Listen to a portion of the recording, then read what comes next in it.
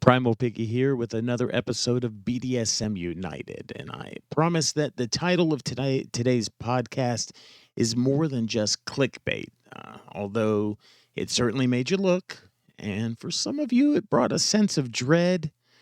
Others probably a little bit of delight. Um, I'll say this, that I am not a Satanist myself. I do have a degree, a university degree in theology. Most of my emphasis of that was in biblical theology, though I'm also not a Christian either. Uh, we just, we live, life takes us on a journey, and we just kind of go with the flow along the way and just kind of, uh, you know, just kind of live our life. And life took me through a season of Christianity and brought me into a season of non Christianity and a season of polyamory and BDSM. And just, I'm not going back to where I was. I'm just kind of looking forward in the future to where I'm going. And so I have that university degree in theology, so it's still somewhat of an interest, and I still like to find ways to utilize it. And this is one of those ways where, today's podcast, is BDSM is satanic. And hopefully you'll hear by the tone of my voice that this isn't a negative podcast. This isn't polemic. I'm not trying to force anything down anyone's throat. I'm just uh, looking at a system of theology, and then I'm comparing BDSM to it, and I really found that it has more. It has more in common with Satanism than it does with a lot of other things, and so um, anytime I crack open my little paperback copy of the Satanic Bible, I like to flip past the preface and get to the part uh, we'll get to part 5 of a section titled The Book of Satan. There's a section Anton LaVey borrowed from Arthur Desmond's 1896 work, Might is Right. And it reminds me of my time studying covenant theology at university. It's a series of blessings and curses that's classic of all of the different types of covenant theologies, especially the ones we find in Judeo-Christian writings. And BDSM, it has a covenant theology of its own. Typically, it's either found in a contract or in a collar. Those are two types of covenants that are made between a dominant and a submissive. And, there's blessings to be found for obedience to the dominant and curses for subordination. Um, there are definitely benefits to the relationship, and then there can also be punishments for breaking rules and such.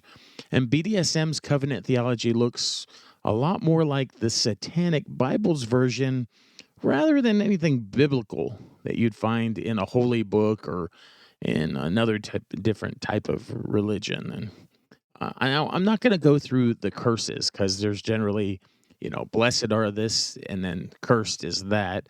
And I don't want to really take the negative. So let's just go through the positives, just through the blessings and compare the blessings of BDSM to the blessings of Satanism.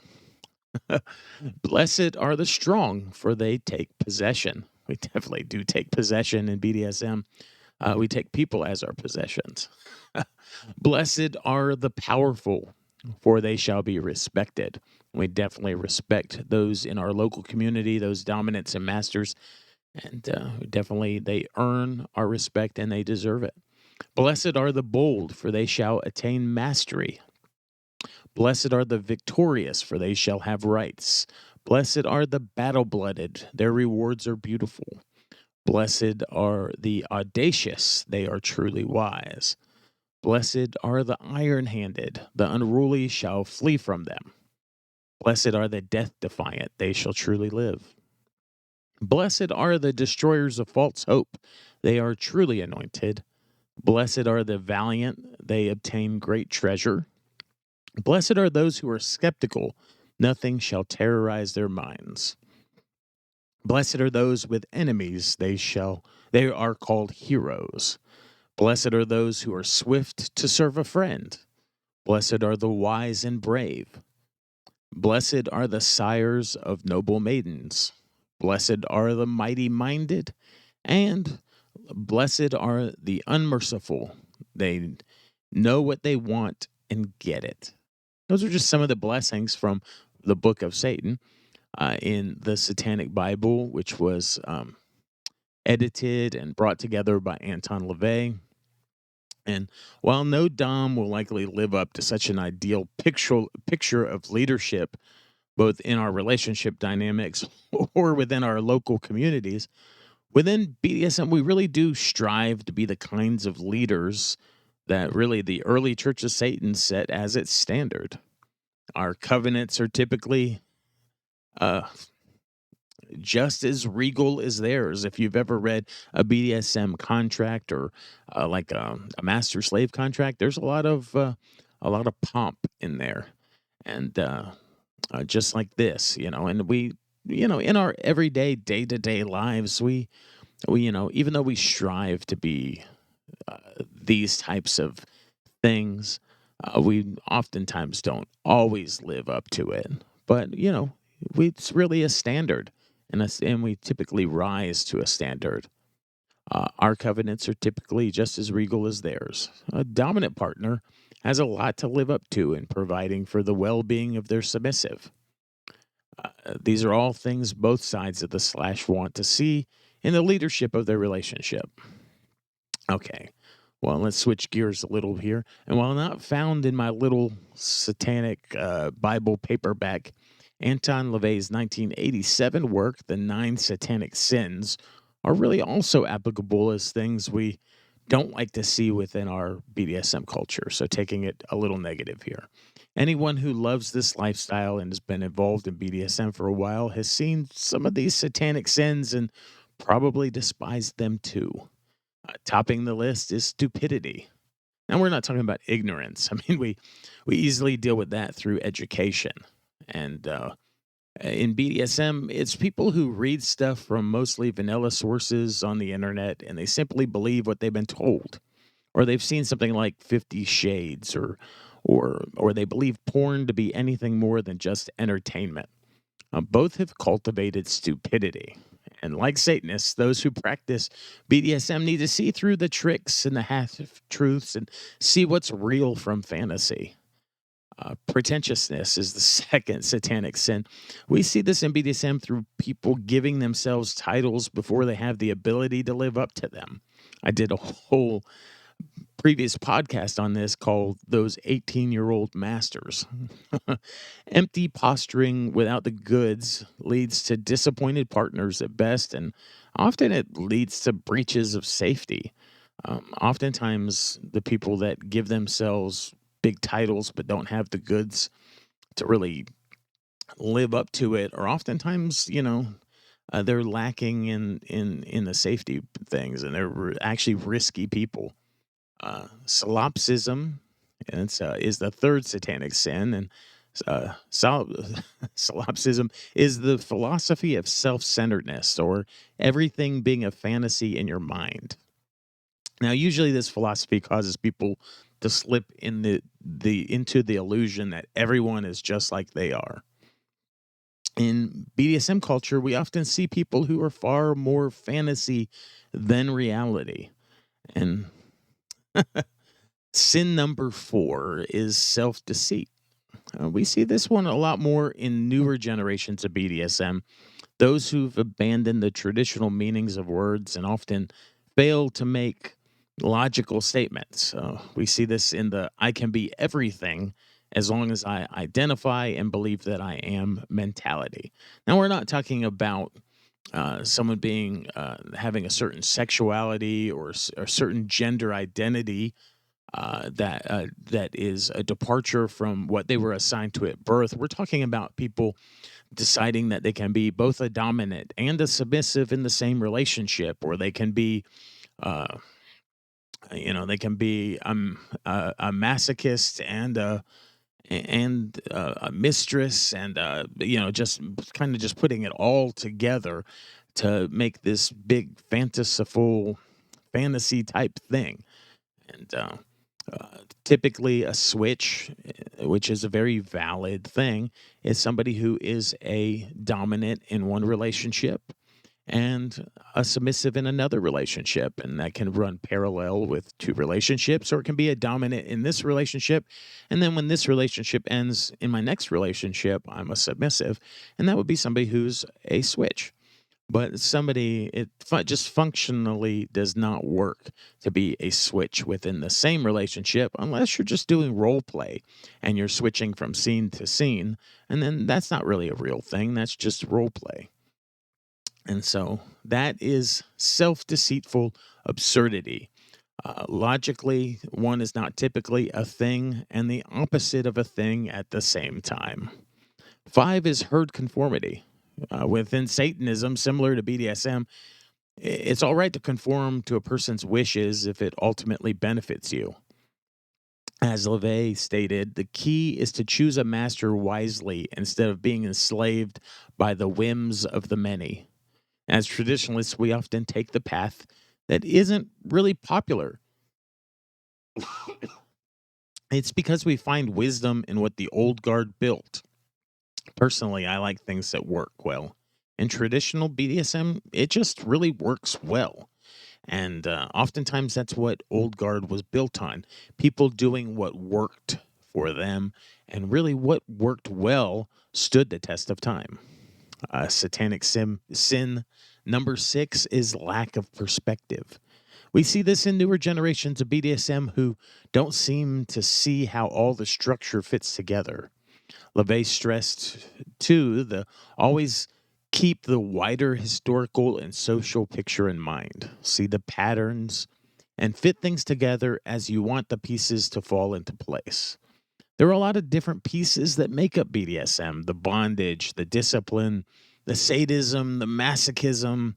And many people don't realize that the discipline is the glue that holds it all together. It's all the structure and the protocols that create and dictate our power exchanges. And without it, we just have kinky play. 7 is the forgetfulness of past orthodoxies. As a traditionalist, this is one of the key sins we see in BDSM culture. LaVey says to be aware that this is one of the keys to brainwashing people into accepting something new and different, when in reality it's something that was once widely accepted and is now presented in a new package. We're expected to rave about the genius of the creator and forget the original. And these words, they ring so true in BDSM. We often fail, newer generations often fail to see that we've been doing this a while. We've been doing this a long time. They've been doing BDSM for around 80 years now. And while everything isn't uniform, there are, nothing really is new under the sun. 8 is the satanic sin of counterproductive pride.